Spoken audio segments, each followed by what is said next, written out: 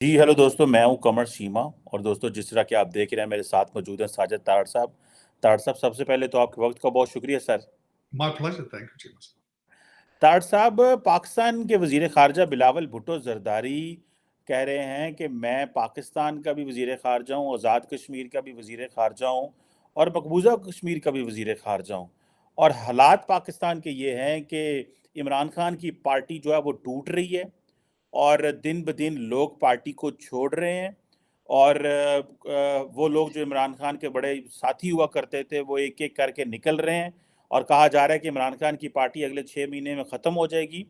दूसरी तरफ तारड़ साहब, भारत के वज़ीर-ए-आज़म नरेंद्र मोदी G7 से शुरू करते हैं और पापुआ न्यू गिनी और जितने भी पैसिफिक आइलैंड्स हैं, वहाँ से होते हुए जो है वो ऑस्ट्रेलिया पहुँच गए हैं।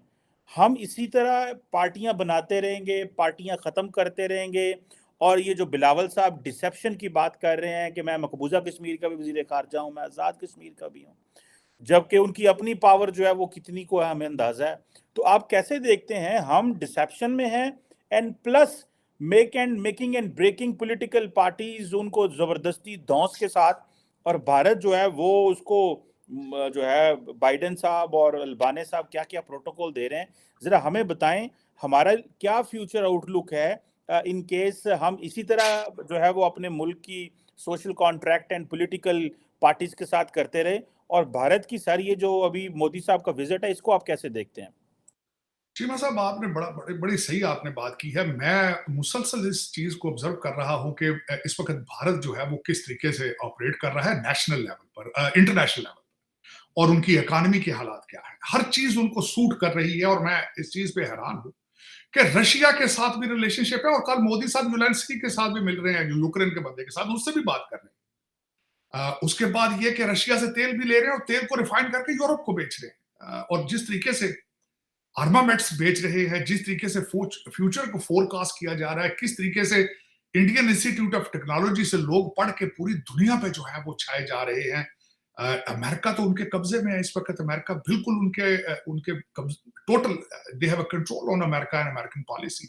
और इस वक्त जो पैसिफिक का दौरा है उसका सबसे बड़ा फायदा भारत ने अमेरिका को मजीद ना सिर्फ सिग्नल भेजा गया है, जिस तरीके से कल वहां पे पापा गिनी में उनके प्राइम मिनिस्टर ने जिस तरीके से उनके पांव छुए और उसके बाद फिजी ने और पापा गिनी ने उनको अपने हाईएस्ट सिविल अवार्ड दिए हैं। उससे और एक और सबसे बड़ी बात है, मैं वॉच कर रहा था प्राइम मिनिस्टर ऑफ जो पापुआ गिनी है, उन्होंने कहा कि we are victim of the international politics and we are victim of the both super powers and you should become our advocate. We trust you, so you better watch our interest.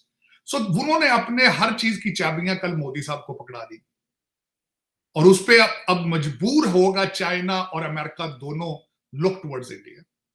उन्होंने मजीद power gain की है, मजीद wait अपना जो है वो increase किया है इस दौरे के बाद। फिर उनका ऑस्ट्रेलिया का दौरा, उसके बाद वहां पे उनको जिस तरीके से रिसीव किया गया, जिस तरीके से उनको कहा गया कि ही इज अ बॉस, और 20,000 लोगों के सामने बैठ के जब उन्होंने कहा कि इसी हाल के अंदर ब्रूस लिविंगस्टीन उस जो सिंगर है उससे भी ज्यादा प्रोटोकॉल आपको मिला है। फिर सिडनी के एक नेबरहुड को नाम उन्होंने भारत का दिया। फिर उसके बाद वहां पे उन्होंने हैरिसबर्ग चार्ट की बात की और जिस तरीके से उन्होंने वहां जलेबियों की बात की और जिस तरीके से वो साथ, आई एम सरप्राइज्ड। अब इससे वे फॉरवर्ड क्या होगा, जो मैं हम्बल रिक्वेस्ट हमेशा करता हूं, हम्बल रिक्वेस्ट मेरी पाकिस्तानी एडमिनिस्ट्रेशन के साथ, क्योंकि उसकी वजह मैं 10 साल से मुसलसल यह शोर कर रहा था कि you don't have anybody, any lobby firm in Washington DC representing Pakistan. यहाँ पे सियासतदानों को प्रमोट करने के लिए लॉबीज काम कर रही हैं सक्सेसफुली। खान साहब को प्रमोट किया जा रहा है, बिलावल भुट्टो साहब प्रमोट होते हैं, पाकिस्तान को कोई प्रमोट नहीं कर रहा। मैं चीखता रहा हूं पिछले 10 साल से कि you are not taking forward steps, you are going in negative. और उसका सबसे बड़ा मुजाहरा ये हुआ है कि आईएमएफ ने आपकी नाक से लकीरें निकलवा दी हैं, क्योंकि you don't have anybody watching your interest in Washington DC. और उसके बाद भारतीय डायस्पोरा और उसके बाद व्हाइट हाउस में उनकी प्रेजेंस, उनकी पॉलिसी रिलेटेड अपॉइंटमेंट्स यहाँ पे, उसके बाद वर्ल्ड बैंक, सीईओ, सारा सारा मिला के जब इसको कैलकुलेट किया जाता है तो उसमें आपके कोई हालात नहीं। आपका वे फॉरवर्ड सिर्फ एक ही हल आपके पास मौजूद है, सिर्फ एक हालत आपके पास मौजूद है, भारत के साथ आप नेगोशिएट करें, भारत के साथ बैठें किसी टेबल पर to move forward. Bharat number 1 priority होनी चाहिए आपकी टू मूव फॉरवर्ड, और लर्न करना चाहिए उनका, बल्कि उनके साथ प्रोजेक्ट्स ज्वाइन करें उनके साथ। You have to make sure your borders are sort with Bharat. आप अपने सारे डिफरेंसेस उनके साथ तय करें। That is the only way forward for you, not to prospers, to survive.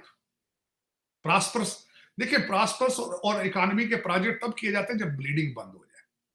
आप इस वक्त ब्लीड कर रहे हैं, आप इस वक्त इमरजेंसी रूम में पड़े हैं, बाईपास सर्जरी का इंतजार हो रहा है, और मेरी दुआ है अपने हमारे आर्मी जनरल साहब के लिए कि वो ये बाईपास सर्जरी जो है कामयाबी के साथ डिलीवर कर पाए, क्योंकि ये अगर ना हुआ तो ये आपकी आखिरी सर्जरी होगी, आपकी आखिरी सर्जरी। उसकी वजह ये है, मैं चीमा साहब आपको ये बताना चाहूंगा कि जब मुक्ति बानी बांग्लादेश के अंदर बनी थी, उन्होंने भी कोर कमांडर का घर नहीं जलाया था। मैं बड़े वसूख के साथ ये बात कर रहा हूं, उन्होंने भी वहां पे कोर कमांडर का घर नहीं जलाया था। यहां पे खवातीन, खतीजा शाह का केस आज आपके साथ में डिस्कस करना चाहता हूं। अब खतीजा शाह एक रोल मॉडल एक केस आपके सामने आएगा, और मैं समझता हूं this will be a defining moment for Pakistan survival moving forward. Khatija Shah जो है, उसकी रिश्तेदारी आप देखें, एक इकोनॉमिक एडवाइजर की वो डॉटर है, एक आर्मी चीफ की वो धोती है, और उसके बाद जो सबसे बड़ा मैं समझता हूं जो इम्तिहान है, वो डुअल कहती मैं सिटीजन हूं, अमेरिकन सिटीजनशिप लेके कह रही है अब मैं अमेरिकन एम्बेसी को भी इन्वॉल्व करूंगी इसमें। अब ये मैं बताना चाहता हूं कि उसके उनके केस में क्या लाहौर हो रहा है, उनके सिफारशी कौन कौन से हैं। सबसे पहले बात यह है कि अगले दिन पुलिस ने छापा मारा है, जहांगीर तरीन साहब के अपार्टमेंट पे वो मौजूद थी। उसके बाद उनके सिफारिश कहां कहां से आ रही है, Chaudhry Shujaat Hussain is interested in her case, वो भी काले कर रहे हैं। उसके बाद मैं हैरान हूं कि कौन कौन से, कोई ऐसा बंदा नहीं है जो इंटरेस्टेड ना हो उनके केस में। और उसके बाद लेकिन आफरीन है कि ऑन चौधरी इंटरेस्ट लिया है, समेत वजीर आजम साहब इंटरेस्टेड है, वजीर साहब। और मैं आफरीन है कि अभी तक मेरा मकसद है कि इदारे जो है अपना ग्राउंड होल्ड करके बैठे हैं। मैं उसके साथ कंपेयर करूंगा इस चीज को, बल्कि मैं यहां पे ये बताना चाहूंगा, इस वक्त आपके जितने लोग हैं जो, चले थोड़ा सा मैं उससे हट रहा हूं टॉपिक से, लेकिन this is I need to tell the viewers कि केसेस को दो कैटेगरीज में डिवाइड कर दिया गया है। जिन्होंने मिलिट्री इंस्टॉलेशंस के ऊपर अटैक किया गया, वो मिलिट्री ट्रायल होंगे, जिन्होंने सिविलियन प्रॉपर्टीज को डैमेज किया उनके सिविलियन ट्रायल होंगे। लेकिन Khatija Shah was inside the core commanders house, और उसके बाद ये कि उनके हस्बैंड को अरेस्ट कर लिया गया है। और इस वक्त मैं ये बताना चाहता हूं कि कौमों के हालात किस तरह होते हैं। अभी एक रीसेंट अरेस्ट हुई है पाकिस्तान से, एक ब्रिटिश सिटीजन था जिसका नाम था पीरा दित्ता। उसने 20 साल पहले एक पुलिस ऑफिसर को इंग्लैंड में कत्ल किया था। 20 साल के बाद ब्रिटिश पुलिस उसको पकड़ के ले गई है, और उसी थाने में उन्होंने जाके उसको बंद किया है, जहां जिस थाने की कांस्टेबल को पीरा दत्ता ने मर्डर किया था आज से 20 साल पहले। उसके बाद मैं बताना चाहूंगा उसामा बिन लादेन ने जो कुछ किया था, अमेरिकन भूले नहीं थे। उसके बाद मैं बताना चाहता हूं कि चर्चिल, जब जर्मन तैयारों ने, फाइटर जेट्स ने जब लंदन के ऊपर छांव कर दी थी हमलों की, नीचे Churchill was worried about the courts and judicial system and justice। Congo की भी आर्मी, आज मैं 3 चीजें बताना चाहूंगा आपको कि आर्मी के हालात क्या होते हैं। आप उसके बाद मैं कहता हूं देखने वाले फैसला करें कि इनके साथ क्या होना चाहिए। कांगो की भी आर्मी होगी तो वो अपनी कमांड को डिसरिस्पेक्ट नहीं होने देगी। मैं इनको बताना चाहता हूं कि जनरल न्याजी, जो कि बहुत बदनाम एक लफ्ज समझा जाता है, जनरल याया, उसको किसी सोल्जर ने आज तक ओन नहीं किया, लेकिन जब दफनाया गया था तो उनको भी पाकिस्तान के परचम में लपेट कर गन सलूट दे के दफनाया गया था। हाजर सर्विस आर्मी चीफ को छोड़ दें, आप देख लें, परवेज मुशर्रफ थे, दूसरे जर्नैल थे, जो रिटायर हो जाते हैं, आर्मी उनको भी डिसरिस्पेक्ट नहीं होने देती। तो ये किस तरह इन्होंने सोच लिया है कि सिटिंग आर्मी जनरल्स के खिलाफ इतनी गंदी कैंपेन करनी, इतनी गंदी कैंपेन करनी। मुझे शर्म आती थी, मैंने टिकटॉक देखनी छोड़ दी है, मैंने वो फेसबुक देखना छोड़ दिया है। इन्होंने आर्मी जर्नैलों के और फौज के घरेलू इन्होंने बना बना के चीजें डाली। शर्म आती थी सुन के कि ये पाकिस्तान में हो रहा है। और ये क्यों हो रहा था, मैं ये भी बताना चाहता हूं। ये 9 मई क्यों हुआ है, मैं चीमा साहब इसके भी थोड़ा सा इसके बैकग्राउंड में जाना चाहता हूं। ये 9 मई हुआ क्या है? 9 मई इसलिए हुआ है कि जो कुछ भी ये लौंडे लपाड़े करते थे, शाम को जुडिशरी बाल्टियों के हिसाब से जमानतें देती थी।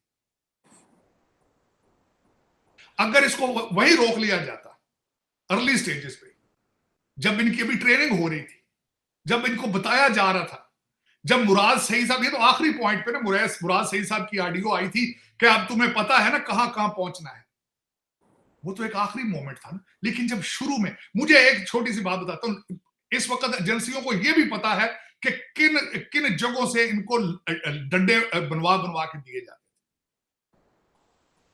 इनको अंदर से रिपोर्टें आती थी कि तुम पे गोली नहीं चलाई जाएगी, तुम तोड़ो जला दो। ये शुरू में मेरा मकसद, जब ये एक चीज बन रही थी, और मेरा आज एक 2-4 रिक्वेस्ट है तो मैं अगले दिन भी कह रहा था। लेकिन जिन लोगों ने आपको आज ये हिसाब करना होगा कि 2018 से लेकर आज तक इमरान प्रोजेक्ट के ऊपर हमारे पाकिस्तानी लोगों का, टैक्स पेयर्स का कितने अरब रुपया लगाया गया था। और उन लोगों को भी कोर्ट्स में लाना चाहिए जिनका ये प्रोजेक्ट था, उनको भी लाया जाए, क्योंकि उन्होंने भी पाकिस्तान के साथ बैक स्टैबिंग की, उनको भी लाना होगा। अब उसमें चीमा साहब मैं ये बता रहा था कि पाकिस्तान के पास इस वक्त, अगर वापस आए उस बात पे कि पाकिस्तान और भारत और जिस तरीके से वो आगे जा रहे हैं सिलसिला, आपका सर्वाइवल किस चीज में? आपका सर्वाइवल सिर्फ इसी चीज में काल मौजूद है कि आप भारत के साथ अपने रिलेशनशिप एएसएपी बेसिस पे ठीक करें। और मैं समझता हूं कि जब आपके पास विल होती है किसी चीज को हैंडल करने की, सॉल्यूशंस उसके बन जाते हैं। मैं समझता हूं मोदी साहब ने अपने इस ट्रिप के दौरान भी एक स्टेटमेंट दी है कि he is interested in having a better relationship with Pakistan. लेकिन इसके साथ विल होनी चाहिए, इसके साथ आपको देखना होगा कि हमने आगे किस तरह जाना है। और आज आपका ये, आप ऐसे डिफाइनिंग मोमेंट पे पहुंच चुके हैं, आपको ये जो कुछ भी आज पाकिस्तान, और जल्द अज जल्द इसको करें विद इन 30 डेज, और फोकस करें अपनी इकोनॉमी के ऊपर, फोकस करें अपनी एक्सपोर्ट के ऊपर, फोकस करें एग्रीकल्चर के ऊपर। You need industrial revolution and you need to make Pakistan a digital Pakistan. आपको अपने आईटी के हब्स बनाने होंगे, आपको अपनी अमेज़न के यहां पे कारोबार करना होगा, और मेक श्योर कि सीपैक इज डिलीवर्ड। मैं बल्कि किसी वक्त एक स्पेशल मैं आपके साथ सेगमेंट करना चाहूंगा कि किस तरीके से चीमा साहब ये पिछले अरसे के अंदर, ये जो आपकी इशराफिया है जिनके सारा इंटरेस्ट अमेरिका, लंदन और टोरंटो में है, इन्होंने किस तरीके से सीपैक को बंद करके पाकिस्तान को बैकस्टैब किया, किस तरीके से इन्होंने वेस्ट को डिलीवर किया है प्लेट के अंदर रख के सीपैक को। और फिर आज फिर वही इदारे, वही लोग जो है वो एक्टिव है दोबारा। इनकी जान निकली जा रही है सीपैक की वजह से। लेकिन सीपैक और भारत के साथ relationship is the only way forward, only way forward, there is no other way forward. Tarar Sahab, ये तो तारड़ साहब आपने बिल्कुल बात सही कहा कि भारत के साथ एक मुस्बत रिलेशन, और जैसे इकोनॉमी, ट्रेड और डेवलपमेंट हो, और चाइना के साथ जो है वो हो। लेकिन तारड़ साहब, ये जो इस वक्त जो बड़ा आपने थोड़ा सा जिक्र भी किया है, लेकिन आपको नहीं लगता कि सियासी जमातें इस वक्त इमरान खान को सबक सिखाना चाहती हैं? इमरान खान पहले उनको सबक सिखाता रहा है, और एस्टैब्लिशमेंट जो है वो कभी एक तरफ और कभी दूसरी तरफ। ये पाकिस्तान के अंदर क्या आपको कंसेंसस बनता हुआ नजर आता है? फॉर एग्जांपल, इमरान खान की जो पार्टी है वो डिसमेंटल हो रही है, लेकिन आपको लग रहा है कि कोई कंसेंसस बन सकता है कि हम इंटरनल यूनिटी, बलूचिस्तान में एक जैसे कहते हैं हमले होते रहते हैं, अभी कल ही जो है वो एक हंगरी की एक कंपनी के हमला हुआ है जिसमें कुछ लोग जो मारे गए हैं, जो फॉरेन डायरेक्ट इन्वेस्टमेंट आती थी वो, और यूरोप में एक मैसेज चला गया। एक तरफ हमारे पास लो इंटेंसिटी जो इंसर्जेंसी भी चल रही है, और दूसरी तरफ ये पॉलिटिकल टर्मोइल भी है। तार साहब, ये इसको आप कैसे देखते हैं? और दूसरा, इलेक्शन भी आने वाले हैं, जनरल इलेक्शन भी पाकिस्तान में। आपको लग रहा है कि हमारी सियासी जमातें मुदब्बराना सियासत करते हुए कोई सॉल्यूशन ढूँढेंगी, या क्या आपको लगता है कि अगले 6 महीने में सिर्फ़ इमरान खान साहब को और उनके ये जो इक़दाम थे कि जिसमें मिलिट्री इंस्टॉलेशन और ये जो किया था, उन्हीं को सिर्फ़ हैंडल किया जाएगा? आप क्या फ़ोर्सी कर रहे हैं? आईएमएफ तो अभी पैकेज हमें दे नहीं रहा, जून में ये प्रोग्राम ख़त्म हो जाना जो हमने आईएमएफ से लिया था, एक नया हमने प्रोग्राम लेना है। तो ये पॉलिटिकल अनसर्टेनिटी आपके सामने है, इलेक्शन होते नज़र नहीं आ रहे, तो फिर इंटरनल चीज़ें हम कैसे एस्टैब्लिश कर सकते हैं ताकि हम इंडिया के साथ भी चीज़ें मैनेज करें? क्योंकि उन्होंने तो कहना पहले घर तो ठीक करें आप। बिल्कुल। चीमा साहब, इस वक़्त आपकी ज़रूरत इलेक्शन नहीं है। आपकी आपकी पॉलिटिकल स्टेबिलिटी आपकी जो है वो एक सॉल्यूशन है, लेकिन वो इतनी जल्दी पॉसिबल नहीं है। अगर आज आप इलेक्शन कराते हैं, सबसे पहले तो मैं ये बात करना चाहूँगा, there is no level playing field in there. जिस तरीके से आपने एक पार्टियों को एक खास मुनज़्ज़म एक मंसूबे के ज़रिए आपने उनको सियासत से बाहर किया है, उनके साथ ज़्यादती हुई, नंबर 1। दूसरा, अगर आप इलेक्शन कराते हैं, आपकी कोई भी मेजॉरिटी हुकूमत नहीं बन सकेगी, फिर वही इन लोगों को मिलके हुकूमत बनानी पड़ेगी, उनके पास कोई एक सॉलिड मैंडेट नहीं। और तीसरा बात बता रहा हूं कि इस वक्त जो एक मजहबी फितना है, जो एक मजहबी सियासत से शुरू होकर अब वो मजहब पे आ चुका है, इसको कंट्रोल करने के लिए भी आपका क्या ख्याल है, ये महीने 2 महीने में कंट्रोल हो जाएगा? नहीं होगा। उसके बाद इस वक्त आपको, जो मैं समझता हूं the way forward is the only is a technocrat government. You need to have the technocrat government for at least year और 2 years, और बाय द टाइम उसमें सियासी एक्टिविटीज बंद नहीं होनी चाहिए, उसमें सियासी एक्टिविटीज चलें। Nawaz Sharif should come back to Pakistan. और दूसरा, उसके बाद इमरान खान साहब के ऊपर जो केसेस हैं उनका सोल्यूशन, एक पीटीआई का पूरा 4 साल का एक व्हाइट पेपर होना चाहिए कौम के सामने कि इन्होंने 4 सालों में क्या किया है। जो लोग इनके इस वक्त जो पकड़े जा रहे हैं उनको सजाएं दें। जो एक पाकिस्तान के अंदर एक मजहबी नेगेटिव और जो एक ऐसा गंद फैलाया गया है, उसको कंट्रोल करना आसान थोड़ी है। ये जो आपने लौंडे लपाड़े तैयार किए हैं 25-25, 30-30 ट्विटर अकाउंटों वाले, इनको पहले तो थोड़ा सफाई करें, इनको स्कूलों में भेजें। तो ये एक महीने डेढ़ का काम नहीं है। इसको एक तो टेक्नोक्रेट लोग आए जिनकी एक्सपर्टीज है, उनको फ्री हैंड दिया जाए, उनकी परफॉर्मेंस को ऑब्जर्व किया जाए और अकाउंटेबिलिटी क्रॉस द बोर्ड की जाए, लॉ एंड ऑर्डर को बेहतर किया जाए, जुडिशियल रिफॉर्म किए जाए। खुदारा ये जो जज आते हैं जिन्होंने रेस्ट हाउस किराए पे देने शुरू कर दिए हैं, मर्सिडीज गाड़ियां बुला बुला के कहते हैं बड़ी खुशी हुई है, गुड लक, और ये सारा कुछ, ये पहले इसकी सफाई करें आप।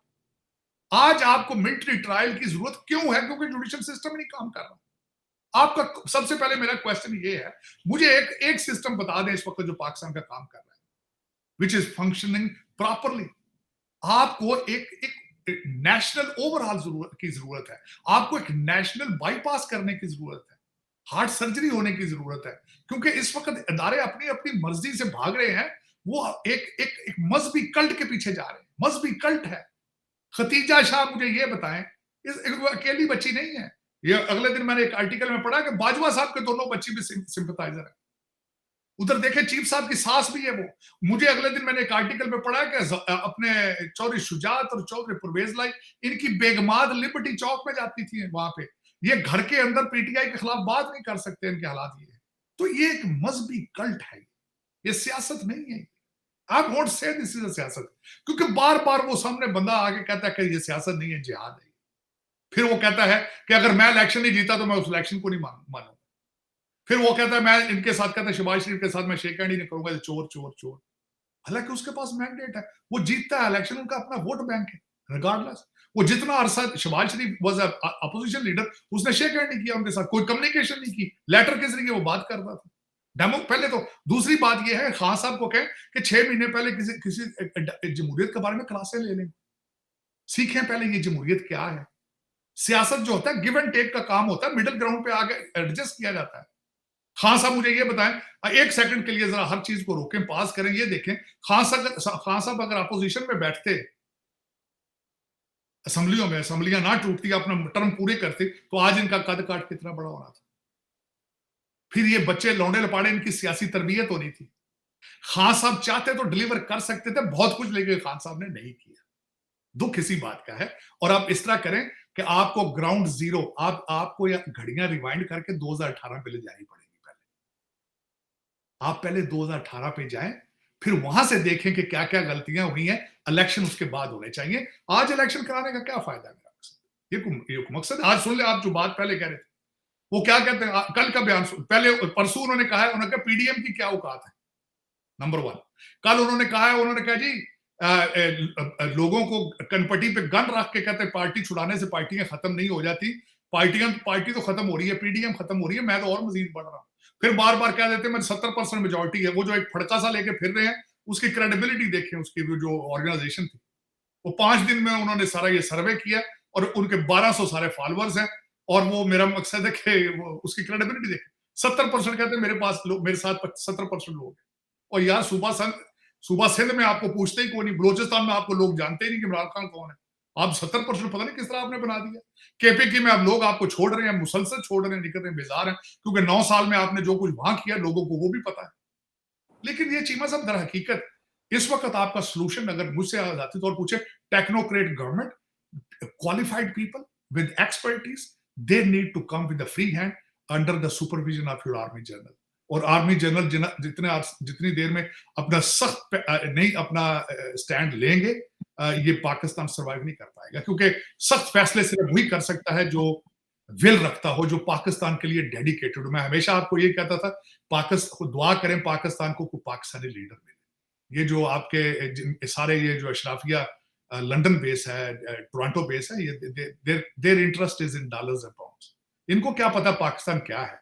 इनको इनके मैं आपको कहता हूं, इनके दिल और दिमाग यहां है, जिस्मानी तौर पर डाका मारने जाते हैं। मैंने बड़े दुख के साथ कहा था कि इंडियन इंस्टीट्यूट ऑफ टेक्नोलॉजी से लोग पढ़ के सारी दुनिया पे छा रहे हैं, हमारे कैम्ब्रिज, ऑक्सफोर्ड और हार्वर्ड ग्रेजुएट जो हैं वो सिर्फ लूट रहे हैं पाकिस्तान को, मनी लॉन्ड्रिंग के एक्सपर्ट है।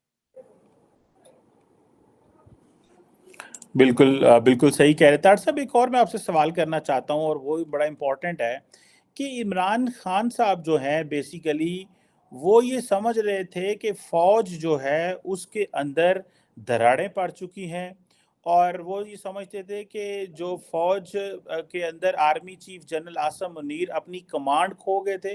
और सुनने में ये भी आता है तारड़ साहब, देखें उम्मत मुसलमा का लीडर एक पाकिस्तानी रिटायर्ड मेजर हैं आदिल राजा, उनके वीलॉग सुन के फैसला करते थे और प्लान करते थे। और मुझे किसी बंदे ने, मैंने खुद एक बंदे से सुना है, जिस वक्त वो इमरान खान को सुप्रीम कोर्ट से निकाल के लेके गए हैं रेस्ट हाउस में, वहाँ पे एक ऑफिसर उनके साथ गए, मुलाकात हुई मेरी भी थोड़ी अरसा बाद उनसे।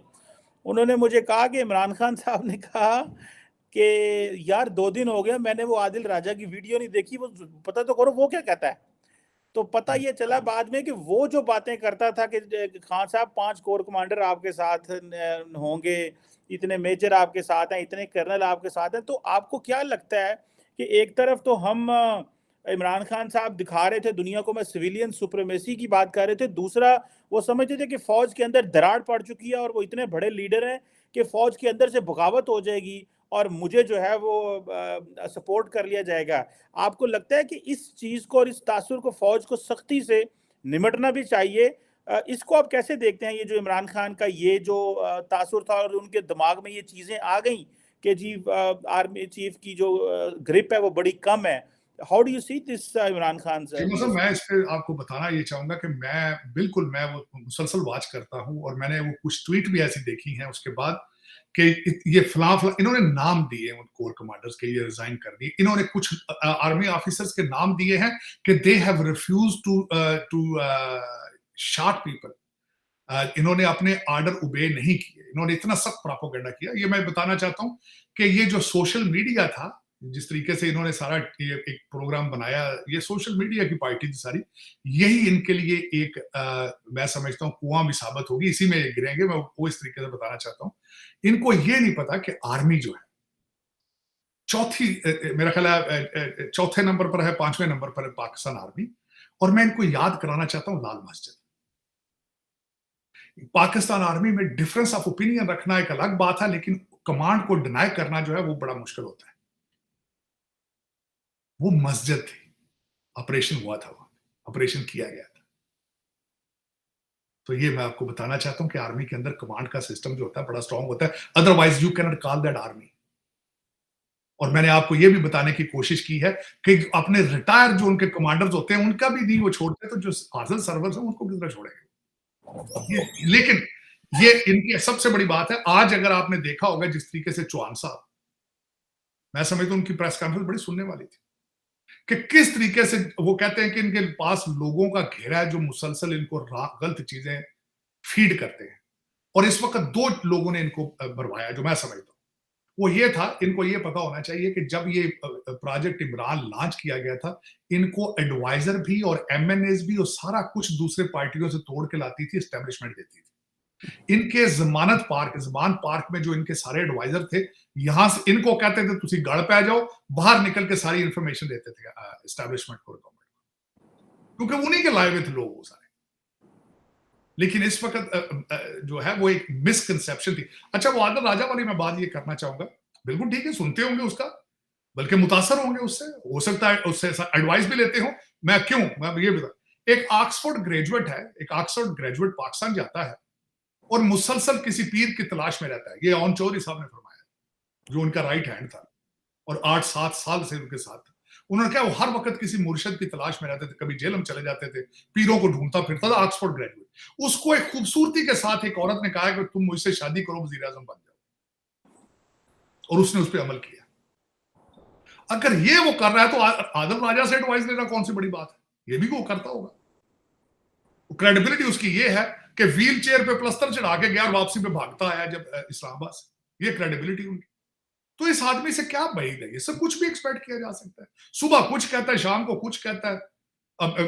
जो ब्लंडर इन्होंने फेंका, अगले दिन कहते जी मैंने तो आर्मी चीफ जब आईएसआई के हेड थे, मैंने तो इनसे कोई ऐसा जिक्र ही नहीं किया। हालांकि बाजवा साहब ने अपने इंटरव्यू में कहा। तो वो ये इसमें चीमा साहब, इनके एडवाइजर बिल्कुल इसी तरह के हैं, काले बकरों वाले, दमदरूद वाले, और तस्वीरें देखकर लोगों की प्रमोशन करने वाले। ये इनका हालत है। तो चलिए फिर, ये पाकिस्तान सब की ऐसे ये मुल्क चलाते रहे। और वो आज उन्होंने कहा है चौहान साहब ने कि इमरान खान ने कहा कि हुक्म पे जीएच के ऊपर हमला हुआ। इमरान खान के हुक्म पर ये कहा गया कि कोई हमलों की मजम्मत ना करे, ये जो फौज पे हमले हुए हैं।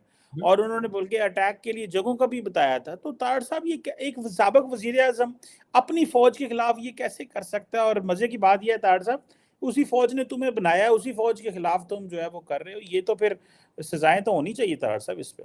चीमा साहब, सजाएं होनी चाहिए और जल्द अज जल्द होनी चाहिए। मैंने आपको बता दिया, जो कौमें ये इस तरह नहीं कर, पाकिस्तान की सर्वाइवल का प्रॉब्लम है इन सजाओं के साथ। और तीसरी बात यह है कि इस वक्त मैं हैरान हूं, ये सियासी पार्टियां फौज से लड़ती हैं और उनका सिर्फ टारगेट, मैं कल परसों 4-5 मैंने जब वो आर्टिकल जोड़ के इकट्ठे पढ़े हैं, तो टोटल एक लग रहा है कि इस तरह एक सोचे समझे मंसूबे के जरिए पाकिस्तान आर्मी पे अटैक करना मकसूद था। आज भी वो अपना देखिए, सियासी हो तो सियासी पार्टियों के साथ बहस मुबासा करें, उनके साथ पॉलिसी रिलेटेड डिस्कशन की जाए, उनकी पॉलिसीज को क्रिटिसाइज किया जाए, लेकिन उनका टारगेट सिर्फ पाकिस्तान आर्मी, सिर्फ। और वो भी कहता है कि वो एक इंसान, जो भी आर्मी चीफ है उसके पीछे, कभी डटी हैरी है, कभी फलां। अगर पाकिस्तान आर्मी को भी तुम्हारा टारगेट है, इसका मतलब है कि you are against Pakistan. Your target, मेरे ख्याल में तो इन चीजों को अगर दूसरी साइड पे लिया जाए, his target is not only CPAC, his target is Pakistan atomic assets, his target is Pakistan existence, his target is to dismantle Pakistan. और वो कई दफा कह चुका है कि मैं नहीं तो फिर बांग्लादेश है, मैं नहीं तो फिर ये 4 टुकड़े हैं, मैं नहीं तो ये है, तो मैं नहीं तो ये है। इन चीजों सबसे हैरान होता हूं कि मैं इतनी बड़ी हो गई है, you are larger than Pakistan. इस तरह तो नहीं है। मेरी हम्बल रिक्वेस्ट है, 30 डेज के अंदर इन सारी चीज को रैप अप करके, जिप करके अकादमी की तरफ तवज्जो दी जाए। ये है, इसको ज्यादा 30 डेज से आगे नहीं जाना चाहिए। ये कैंसर फैलता जाएगा 30 डेज से आपने आगे किया। ये कैंसर है, अभी फैलेगा, टांगों में भी जाएगा, सारे दिमाग तक जाएगा। इसको रोका जाए, जल्द से जल्द इसकी सर्जरी की जाए। जरूरत है इस वक्त आपको सर्जरी की, ASAP बेसिस पे। बिल्कुल सही कह रहे हैं तारड़ साहब, हमें सर्जरी की ज़रूरत है। और आई विश कि इसमें कोई स्ट्रॉन्ग बंदा हो जो सारी चीज़ें मैनेज कर सके। वरना इस वक्त 25 करोड़ की आबादी, GDP growth rate 1-2%, inflation 40%, IMF package नहीं दे रही, इलेक्शन होने वाले हैं और अवाम जो है वो फ़ौज के ख़िलाफ़ एक लेके निकली हुई थी। लेट्स सी हम किधर जा रहे हैं और क्या होता है। लेकिन स्ट्रॉन्ग मैन जैसे आप कह रहे हैं उसकी ज़रूरत है। थैंक यू वेरी मच साहितार साहब। Sir, it's always pleasure talking to you sir. बहुत शुक्रिया।